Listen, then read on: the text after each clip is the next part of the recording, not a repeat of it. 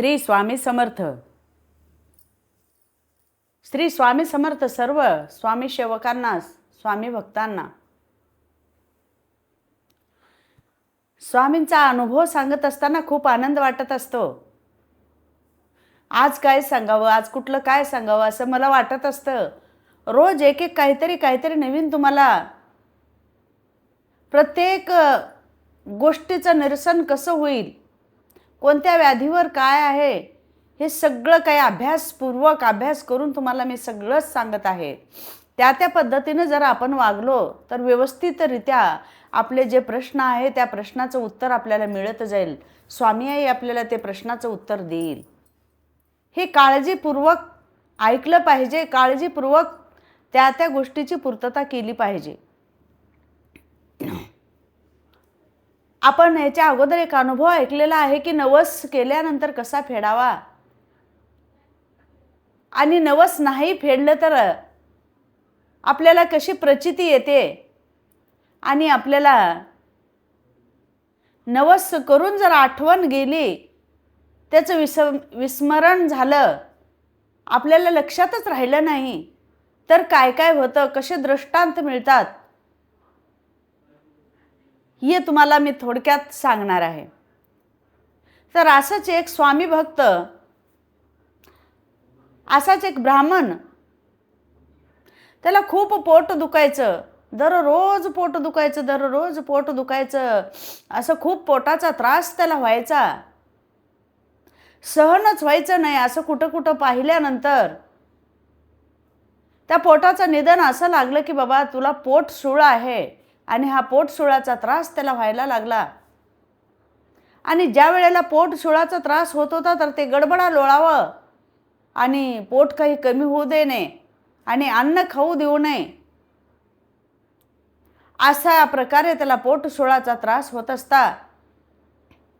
आणि ज्या वेळेला पोट सुळाचा त्रास चालू व्हायला लागला, त्याला कुणीतरी सांगितलं की बाबा नरसोबाच्या वाडीला जा, आणि तिथे ब्रह्मा विष्णू महेश याचा अवतार तिथे आहे, आणि तू नरसोबाच्या वाडीला जा म्हणल्यानंतर तो नरसोबाच्या वाडीला गेला. आणि त्या ठिकाणी भरपूर दिवस राहिलं, आणि भरपूर जणांकडे पाहिलं, सगळ्यांना विचारपूस केली असता सुद्धा पोट काही कमी होईच ना. अनेक जणांनी त्यांना सांगितले की बाबा गुरुचरित्राचं पारायण इथं कर, असं म्हणल्यानंतर नरसोबाच्या वाडीला गुरुचरित्राचं पारायण सुद्धा त्यांनी केलं. सगळ्याच गोष्टीचं काही जरी केलं तर त्याचं काही निवारण होतच नव्हतं. आणि असंच गुरुचरित्राचं पारायण संपल्यानंतर एका दिवशी त्याला स्वप्नामध्ये दृष्टांत झाला की बाबा अक्कलकोटला जा, तुझा पोट सुळाचा त्रास कमी होईल, असं स्वप्नामध्ये दृष्टांत त्या ब्राह्मणाला झाला. आणि साक्षात ज्या नरसोबाच्या वाडीला ब्रह्मा विष्णू महेश आहेत, तसंच ब्रह्मा विष्णू महेशाचा अवतार, दत्तप्रभूचा अवतार अक्कलकोटमध्ये आहे, आणि त्या ठिकाणी तू जा असं सांगितल्यानंतर तो ब्राह्मण अक्कलकोटला निघाले. पण जात असताना त्याला पोट सुळाच्या त्रासामुळे ते व्याकुळ झालेला होता, त्याच्या अंगामध्ये त्राण नव्हतं, अशक्त झालेला होता. म्हणून त्या ब्राह्मणाने आपल्याला एखादा घोडा विकत घ्यावा असं समजून विकत घोडा घेऊन घोड्यावरती बसून तो अक्कलकोटला निघाला.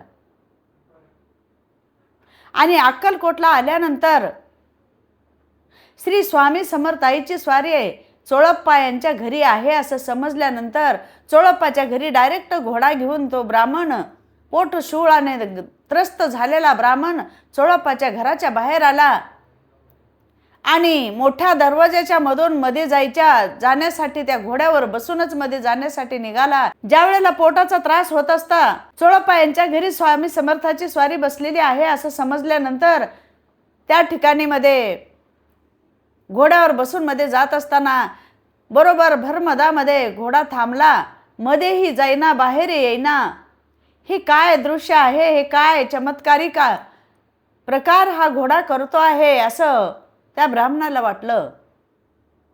आणि या ब्राह्मणाला एक गोष्टीचा विसर पडलेला होता. आश्चर्य वाटायला लागला आणि घोड्यावरून खाली उतरून त्या घोड्याला मार द्यायला लागला की पुढं चाल. मग तो घोडा मागेही जाईना आणि पुढेही येईना. आणि मग तितक्यामध्ये श्री स्वामी समर्थाईची स्वारी त्या चोळप्पा यांच्या घरामध्ये वस्त्रीमध्ये बसलेली होती आणि हे सगळं घोड्याचा प्रकार त्यांच्या कानावर जात होता. आणि कानावर गेल्यानंतर स्वामी आई हसून म्हणायला लागले, अरे कुठे आहेत तुझे 1.25 रुपयाचे पेढे? काय झालं तुझ्या 1.25 रुपयाच्या पेढ्याचं? भुलून गेलास का? असं एकदा नाही, दोनदा नाही, 4दा हाक स्वामी आईनं मारली. अरे तुझे पेढे कुठं आहेत? अरे तुझे 1.25 रुपयाचे पेढे कुठे? भुलून गेलास का? असा आवाज 4 वेळेस झाला. तरी सुद्धा तो घोडा पुढे जाईना, मागं येईना, खाली उतरून मारायला लागला. त्याच्यामध्ये चोळप्पा उतरून आले आणि त्यांना सांगितले की बाबा, स्वामी आई ब्रह्मांडाचा नायक, यांना काय तुझे 1.25 रुपयाचे पेढे पाहिजे झालेले नाहीत, परंतु त्यांनी तुला स्मरण करून देत आहेत, आठवण करून देत आहेत आणि 1.25 रुपयाचा पेढा असं म्हणत आहेत. हे काय प्रकार आहे?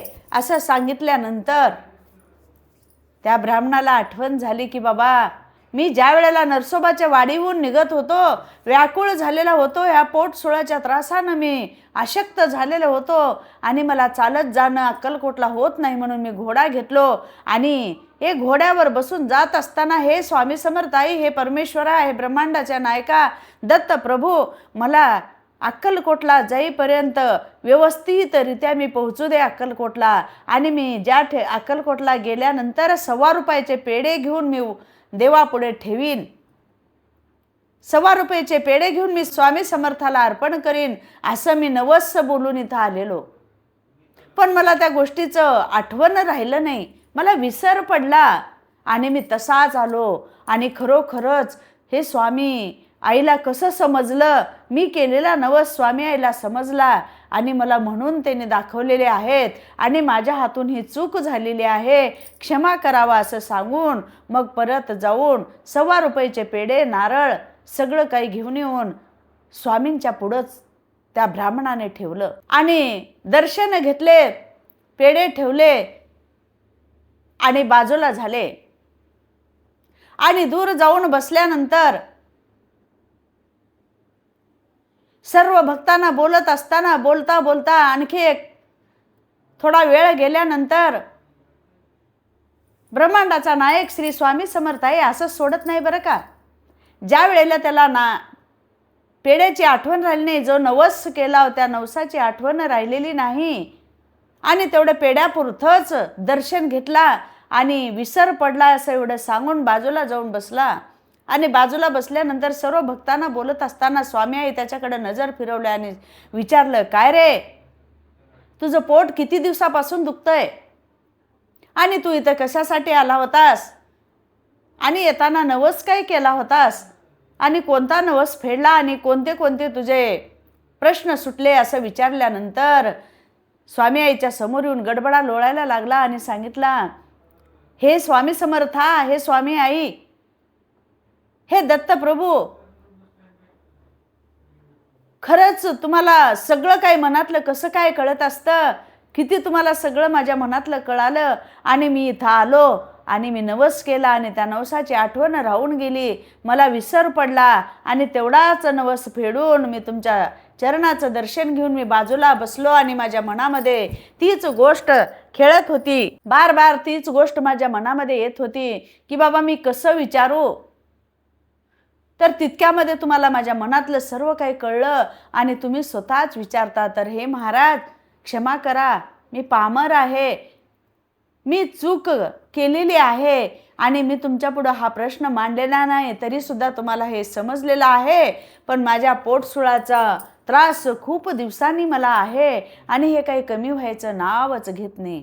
असं म्हणल्याबरोबर स्वामी आईच्या हातामध्ये एक चांदीचा मुखवटा होता, त्या मुखवट्यानं त्याच्या पोटाला स्पर्श केले.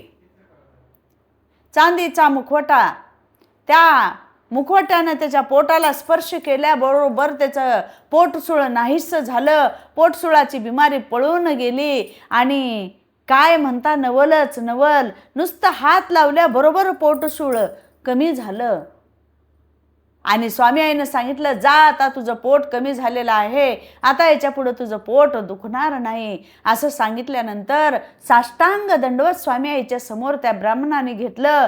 आणि आता इथून जे जगणं आहे माझं, इथून जे मला तुम्ही आयुष्य दिलेलं आहे आणि मला खरंच तुम्ही तारणहार आहात आणि मला तारलात स्वामीराया. माझं पोट खूप दुखत होतं आणि ज्या वेळेला पोट दुखायला लागलं त्यावेळेला मला जगातलं सगळं काही शून्य दिसत होतं. माझं पोटाचा त्रास तुम्ही कमी केलात असं म्हणून साष्टांग दंडवत घेतले. आणि याच्या पुढची जी जिंदगी माझी आहे, माझं जे आयुष्य आहे, मी नामस्मरणामध्ये घालेन, भजन पूजनामध्ये घालेन असं वचन स्वामी चरणी देऊन तो समोरचं आयुष्य सगळं काही देवाच्या नामस्मरणामध्ये घालायचं ठरवलं. आणि आनंदानं देवाचं भजन पूजन, देवाची सेवा करत तो ब्राह्मण राहिला. आणि ज्या वेळेला ब्राह्मण हात जोडून जात होता त्यावेळेला स्वामी आई म्हणायला लागली, भिवू नकोस, मी तुझ्या पाठीशी आहे आणि तू तुझं कर्तव्य करत राहा आणि मी तुझ्या पाठीशी आहे, काही चिंता करायचं कारण नाही. कितीही जरी तुझं वाईट कोणीही जरी चिंतलं तर मी स्वतः तुझ्या पाठीशी आहे, म्हणून तू खंबीरपणे तुझ्या कामाला लाग आणि नामस्मरण करत राहा असं सांगून स्वामी आई चोळप्पा यांच्या घरी बैठकीला होते. आणि तो ब्राह्मण साष्टांग दंडवत घेऊन आपल्या आपल्या घरी तो निघून गेला. अशा पद्धतीनं नवस केल्यानंतर नवस फेडण्याची सुद्धा आठवण राहावी हे असं आम्हाला वाटतं. म्हणून मी बार बार तुम्हाला नवस करत असताना विचारपूर्वक नवस करावा हे तुम्हाला बार बार मी सांगत असते. आज आपल्याला काहीतरी संकट आलं आणि आपण नवस करतो, पण कालांतराने ज्या वेळेला आपल्याला सुखामध्ये राहायला लागतो, आपलं सगळं काही चांगलं होतं, त्यावेळेला आपण मात्र म्हणतो की बाबा मला आठवणच राहिली नाही. सहजच म्हणून जातो की मला खरंच मी बोलला असेल पण मला आठवण राहिली नाही. आता उदाहरणार्थ आपण ज्या वेळेला नवस करतो त्यावेळेला भांबावून जातो आणि आपल्याला जे यातना होतात ते कमी कधी होतील हे आपल्या समोर संकट उभं राहतं आणि त्या ओघामध्ये आपण बोलून जातो आणि नंतर मात्र आपल्याला खूप अवघड जातं हे नवस फेडायला. आज आपल्याकडे संकट आलं आणि आपण जर म्हणायला लागलो की बाबा माझं हे जे पोटदुखीचा त्रास आहे हे कमी हो दे, तुला मी 21 नारळ तुझ्या दरबारामध्ये मी 21 नारळ वाहीन असं त्यावेळेला बोलतो आणि नंतर मात्र म्हणतो की बाबा नाही खरंच मी नवस केलता परंतु मी 5 नारळ वाहीन असं म्हणलं होतं. एवढं सुद्धा लक्षात आपल्या राहत नसतं. म्हणून ज्या वेळेला आपण नवस करतो त्यावेळेला पूर्ण विचार करून श्रद्धेनं भावनेनं आणि आपण फेडतो का, आपली फेडण्यासारखी ऐपत आहे का, आपल्याजवळ फेडण्याची शक्ती आहे का, ताकद आहे का, हे सगळा विचार करूनच आपण नवस बोलावा आणि नवस करावा असं मला वाटतंय. आणि म्हणून मी सांगते की बाबा नवस करत असताना काळजीपूर्वक करा आणि ते फेडा असं नवसाची प्रचिती अशी आलेली आहे. आणि त्याच पद्धतीने श्री स्वामी समर्थाईनं त्या भक्ताला सांगितलेलं आहे, ब्राह्मणाला, आणि पूर्ण नवस तो केलेला आहे. नवस केल्यासारखं विसरलं तरीही परत आणून त्यांनी ₹1.25 पेढा स्वामीला व्हायला विसरलेले नाहीत. आणि स्वामी आईनं सुद्धा मी तुझ्या पाठीशी आहे म्हणायला विसरलेलं नाही. असं हे भक्ताचं आणि गुरुचं नातं असतं, परमेश्वराचं आणि गुरुचं नातं असतं. परमेश्वर गुरुरूपामध्ये सुद्धा आपल्याला दर्शन देत असतात. म्हणून सगळ्यात श्रेष्ठ परमात्मा परमेश्वर आणि आपले गुरुचरणी मी साष्टांग दंडवत करते. श्री स्वामी समर्थ, श्री स्वामी समर्थ, श्री स्वामी